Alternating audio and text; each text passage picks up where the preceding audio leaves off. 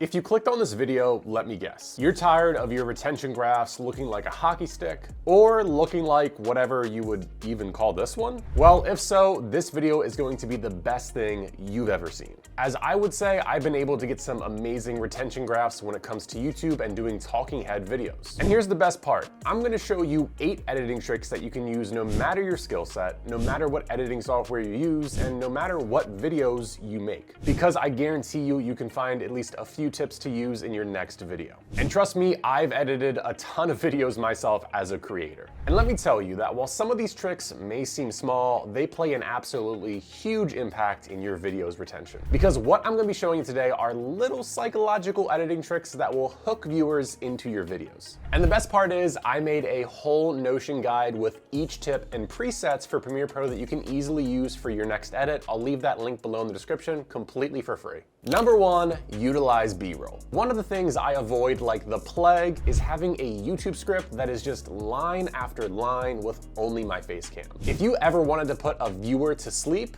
this is the way to do it. I still remember once I started shooting my own B-roll for my videos after being inspired by Film Booth, my retention videos had drastically improved. But nowadays, I don't do that because it's simply too time consuming. So luckily, there's websites where you can easily find B-roll that you can use for your videos that won't seem like too stock footagey or just bad. I've been using Envato Elements for over a year now, and I love it. And by the way, this isn't a sponsored video. And if you're looking for a free option, there's a website out there called Pexels, which I also use from time to time. Now, I do want to add, you shouldn't just click on the first B-roll you see and use that, because this is where the biggest issue that can come in when using stock footage. For example, my audience for my business's channel Heat is 18 to 35-year-old casual music producer guys. So the last thing I want to do is use B-roll of corporate men at their office, because all that's going to do is create a disconnect from the viewer and what I'm saying and actually showing on screen. But there are still 2 more issues I see when creators use B-roll. Number 2, dead B-roll.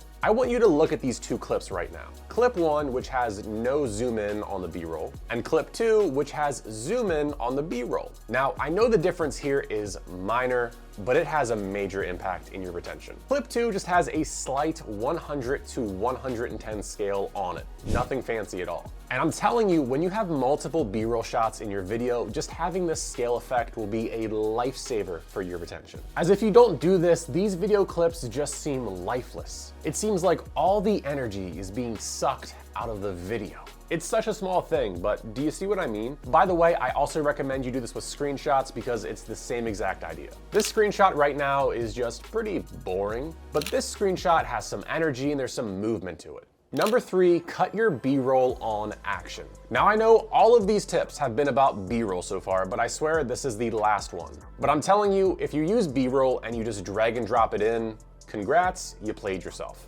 Congratulations, you played yourself. Let me show you some examples just so you can see. Clip 1. So the next time you're thinking about titling a video, you need to keep the viewer in mind. Clip 2. So the next time you're thinking about titling a video, you need to keep the viewer in mind. Can you tell the difference that makes? It's such a subtle detail, but if you don't cut your B-roll clips on the start of action for every shot you use, after about the first minute, it's gonna start driving viewers crazy because they're gonna notice it because it's repeating. See what I did there? It just doesn't look right. Number 4, transitions. If you want by far the easiest way to spice up your videos, transitions are gonna be the key here. Now, for transitions, I use Mr. Horse. They are $69 on their website, and it is absolutely worth every single penny.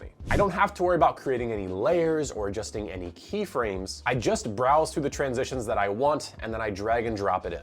By the way, none of the companies that I mentioned here are sponsored today. I'm just a creator who uses these tools, and I think you should use them too. And I also want to mention, if you do also have Envato, you can also find transitions and other things on their website for Premiere Pro. I used to do it that way, but I just love Mr. Horse because it's literally embedded into Premiere Pro for a way faster workflow that just easily drag and drop. And even if it's saving just 5 or 10 seconds here or there, that really adds up when you're editing an 8-minute video. Number 5 is music switch-ups. If you just drag and drop music into your timeline until the video is over, we have some beef. If you haven't noticed, you will now, but for every new key point, there's been new music. And that's because music is just one of the elements you can play with to make your videos not seem so repetitive. Also, quick pro tip here. Line the beat drop up with your new key point introduction. You want all of that energy to come in with your new topic. Number 6, Facecam zooms. I'm about to ruin my retention on purpose, and you may laugh with how silly this seems. But for the next 3 cuts, it's just gonna be my Facecam and nothing else. Doesn't this seem just so boring? Could you imagine an 8-minute long video that was just like this? Just my face over and over and over. Now, before I say this, of course, you always want to try and spice up your videos with at least B-roll or some text here and there.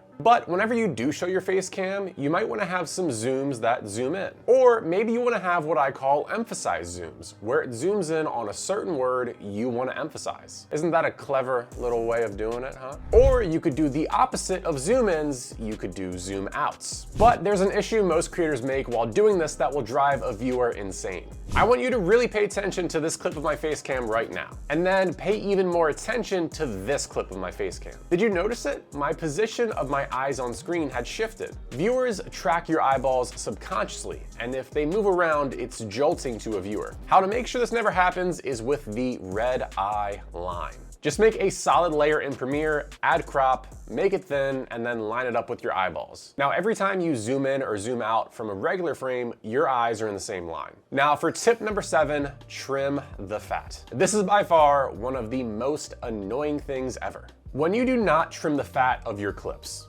especially when it's just your talking head on screen and nothing else, it just messes up the flow completely of your clips, and if it keeps on happening over and over, the pacing of your video just gets ruined. So please make sure to trim the fat of your clips so you can avoid this rookie retention ruining mistake. And then number 8, know when to end the damn video. A lot of creators will say, hey guys, those are my 8 tips for retention editing, blah, blah, blah, blah, blah, blah, blah, blah, blah. And then what happens is your retention just takes a dive because viewers know that your video is over. So if you want to make sure this never happens, check out my video right here on how I write scripts and how I do retention writing and not just retention editing. And listen, it's guaranteed to work because it was the first video I ever published on this channel, and it has already gotten over 6,000 views and kind of blew this channel up a little bit. Peace out.